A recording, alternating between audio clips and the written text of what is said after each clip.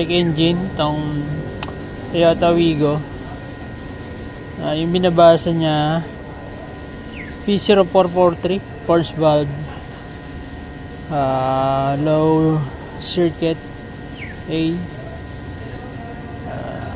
lagi naka-check engine pero wala namang problema sa makina. So napansin nyo kasi dito yung sa ano niya, ang laya ng butas, tumuhog na, pero na-repair na rin to dati. Yan o, palitan na ng wire.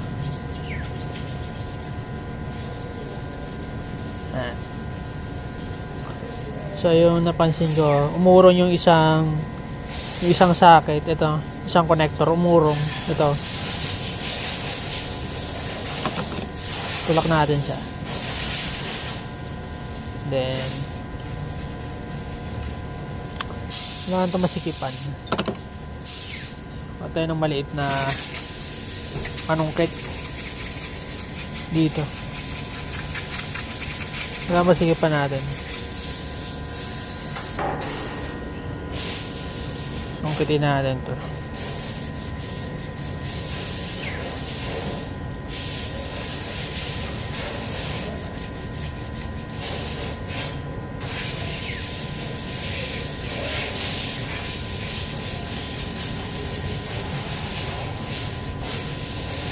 Para di siya mahugot.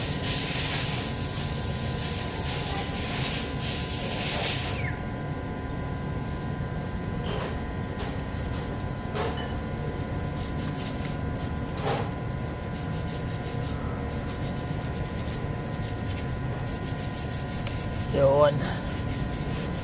Para di siya mag-loose.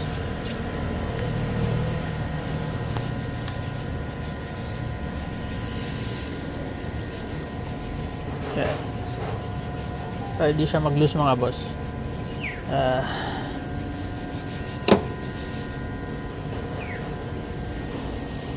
Ayan. Check natin yung na-scan. Ito yung mapapansin nyo. Ito yung na-scan nya. V0443 evap system forge control valve A circuit. Meron 0458 P0458 evap system forge control valve circuit low. So ayan, yeah, meron tong check engine.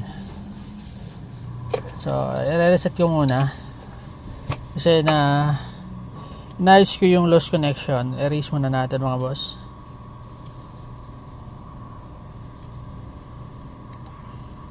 Yung madalas lang naman sa check engine ng Wigo is injector, ignition coil, misfire kaya check engine, oxygen sensor, saka itong purge valve.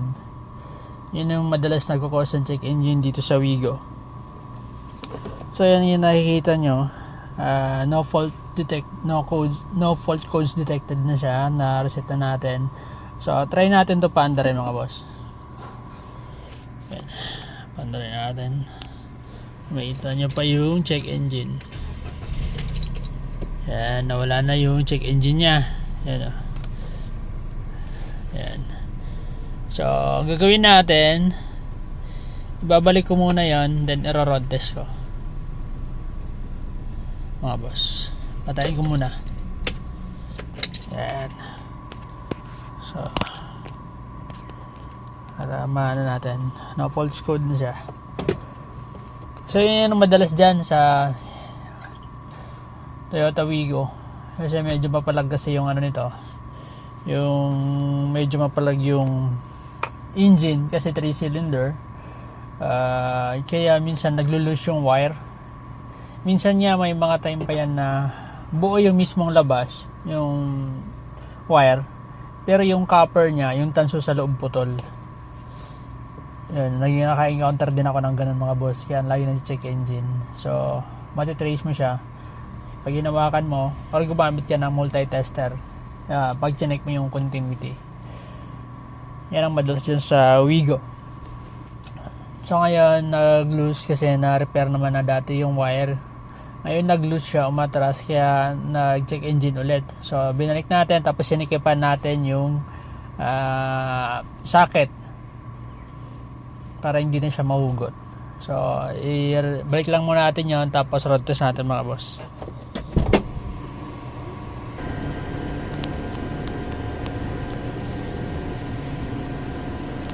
Yan, balik lang natin.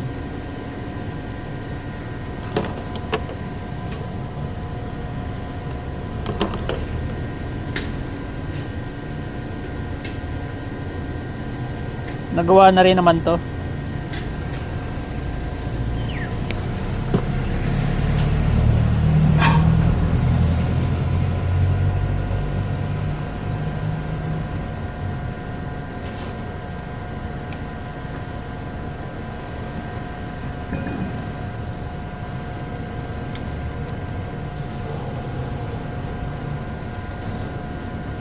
Para di mahugot.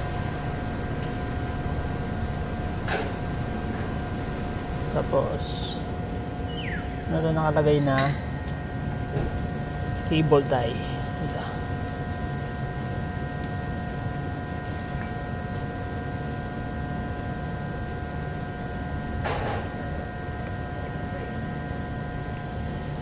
Hindi abot guys.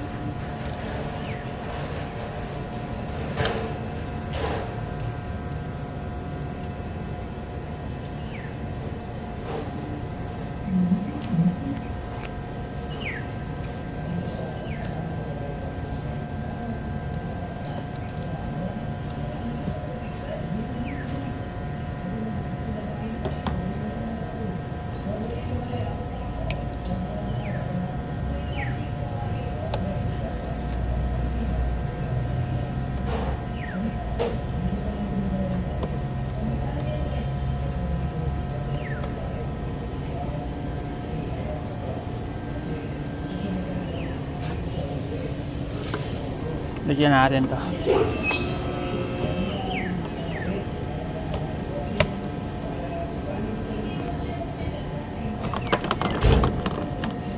Tapos road test natin mga boss.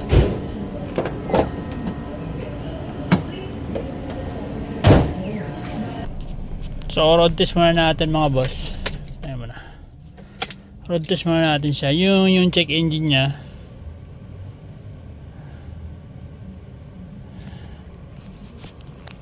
Yung check engine niya.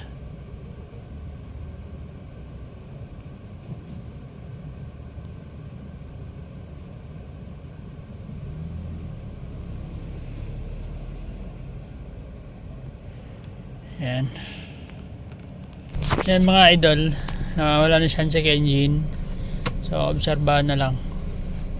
Medyo manginig talaga mga kanan nitong Wigo. Pero tinan nyo, manginig siya.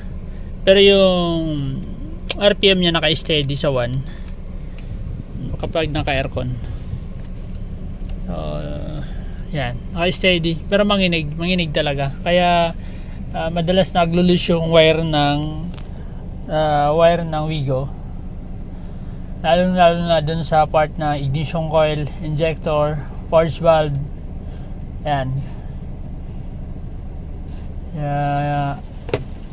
Madalas yan nag-check engine, pero mga loose connection lang naman, mga wire, hindi naman lagi nagpapalit ng parts. Depende na lang siguro, case to case naman yan. So yun lang naman po mga boss.